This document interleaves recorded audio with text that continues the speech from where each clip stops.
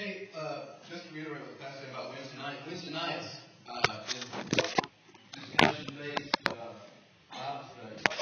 And, when you come to Sunday school, which is all well and good, you only kind of get to see one aspect, you get to see the preacher speaking, and that's great.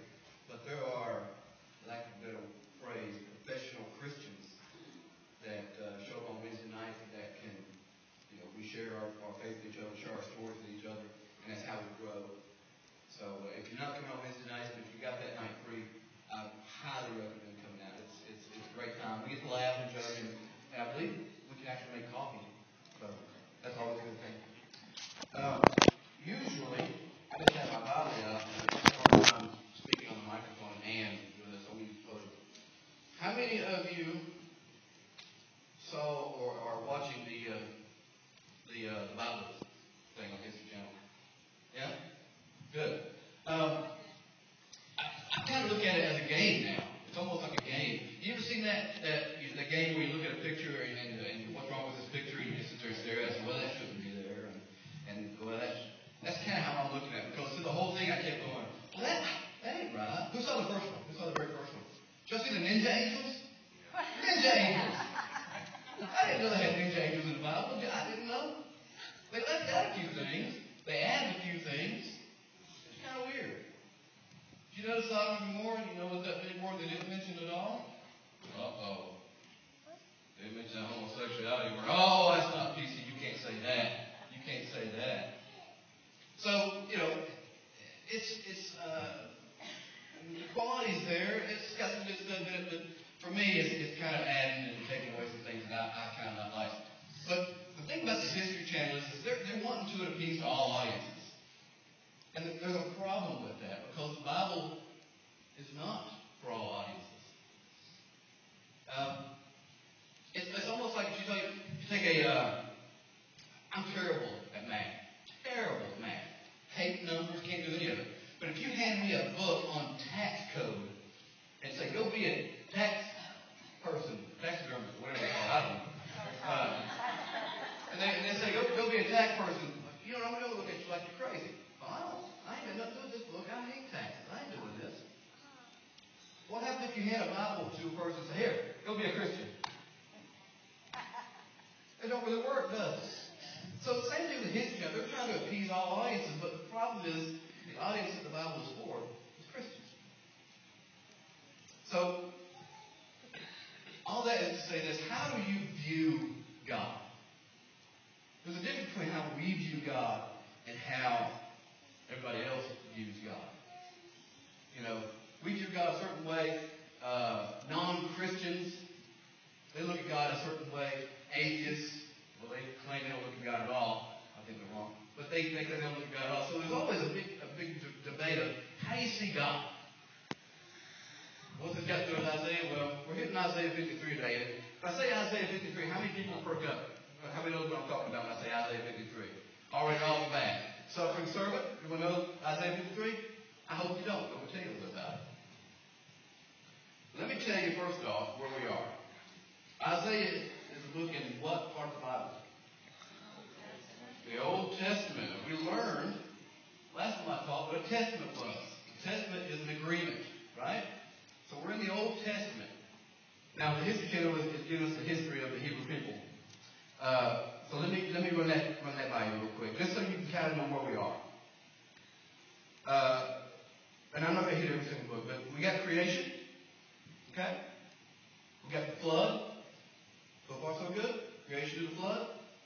And then along comes Abraham. Everyone knows who Abraham is. Watch the History Channel, you know who Abraham is. Okay? Abraham had a son. Actually, a couple sons, but this son in particular is named Isaac. Okay? Isaac had a son, and his name was Jacob. Right. Jacob, whose name was later changed, by the way, to Israel, okay? And Jacob had a son, his name was Joseph. And what happened to Joseph? He sold into slavery, and eventually he went to Egypt. Who bang, things happened, and his people came to Egypt, right? Well, then the Pharaoh forgot about who Joseph was after he died, and what happened to those people? They went into slavery, right? Went into slavery. Then what happened? After the slavery, what happened then? Moses came around, you got the Exodus, right? Led the Israelites out of Egypt, right? That's where we get to the part of the Red Sea and all that good stuff, right? Okay. After that, we get the Promised Land, right? Okay? Promised Land. That's your, a lot of years. After the Promised Land, after David, you had King David, and then you had his son, which was Solomon. And after Solomon's death, what happened to that country? What happened to that nation? They split. You had a northern kingdom and a southern kingdom. And in the southern kingdom, this is where Isaiah was hanging at. Now, Isaiah was a prophet. What was a prophet back then? What was a prophet? Crickets in here. A prophet, a prophet was someone who spoke on behalf of God. Okay? He's the guy that said, hey, God told me to tell you. Okay? Now, did prophets predict the future? Absolutely. Absolutely did. That wasn't their only job. But that was how you kind of told them apart from people who were not prophets. What happened to people that weren't prophets that claimed to be? They were stoned. They were killed. So if you claim to be a prophet, you better be on your P's and Q's. Okay? So that's where we are with Isaiah. Now, Isaiah 53 is about the suffering servant. Okay? This was kind of a big one because Easter's coming up, and we're talking about prophecy. And Isaiah is the prophet. Now, this happened around 700 years before Jesus even came. So about 700 years before Jesus came, this guy Isaiah made a few predictions. And this is just one of the predictions. His book is full of Jesus' predictions. But this one is called The Suffering Servant. And I don't want to read it to you just yet. I want to wait just a second. So remember I asked you how you feel about God, right? And I didn't know how to say this. I've kind of been struggling with how I really want to present this. But there's a different thing as far as looking at God and how to say it, how God looks at you. So how about this? Let's not think about how God is just yet. Let's think about how we are. Let's think about how God sees us. Because I think that we truly can't know how God is until we know how He feels about us. So how does God feel about us? God's got a standard. What are those standards called?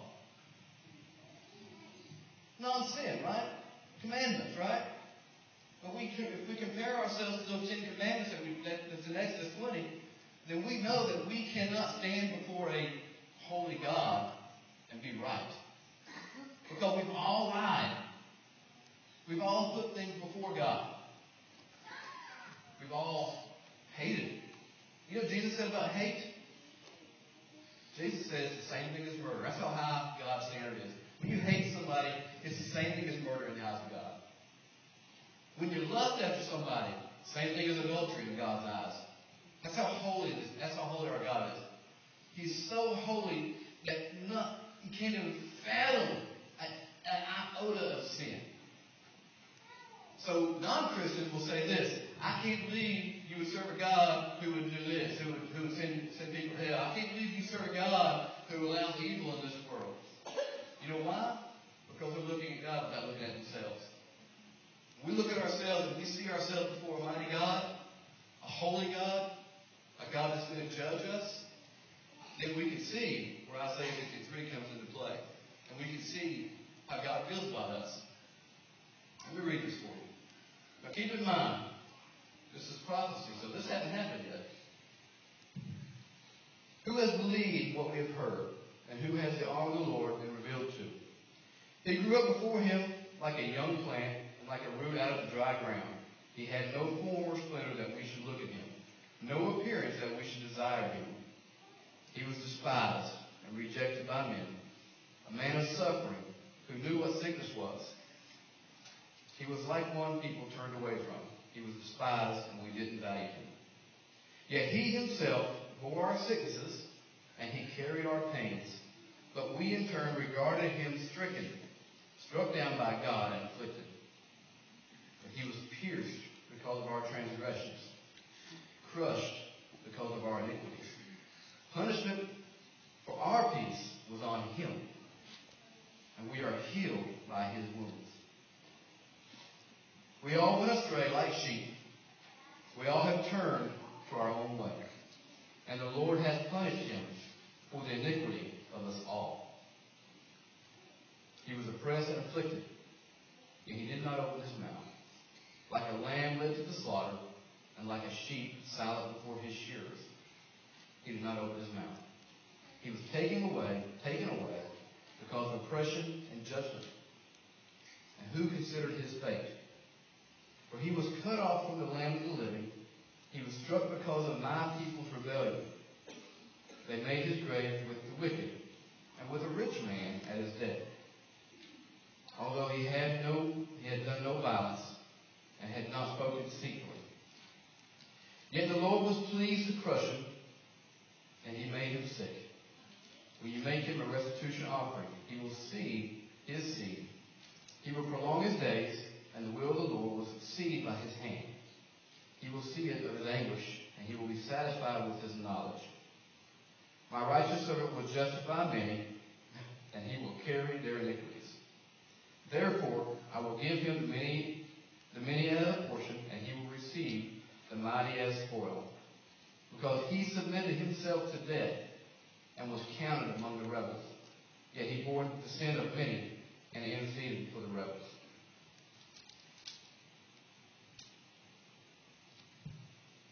So that happened about 700 years later. When Jesus Christ became that perfect sacrifice. The sacrifice to end sacrifices. Because the Bible says that we have to have atonement for our sins. As a matter of fact, just a little bit of a side note and I'll stop. The first time that the prophecy is made that there was going to be a Messiah coming, you know where it was at? It was in Genesis. Right after Adam and Eve sinned. Right after that, God said, I'm going to put somebody in between you. Say, I got somebody for you. I'm paraphrasing, of course. But it just goes to show you, what does God feel about us? When we truly understand that, when we truly understand what happened here, we can see Him the way He really is. Amen?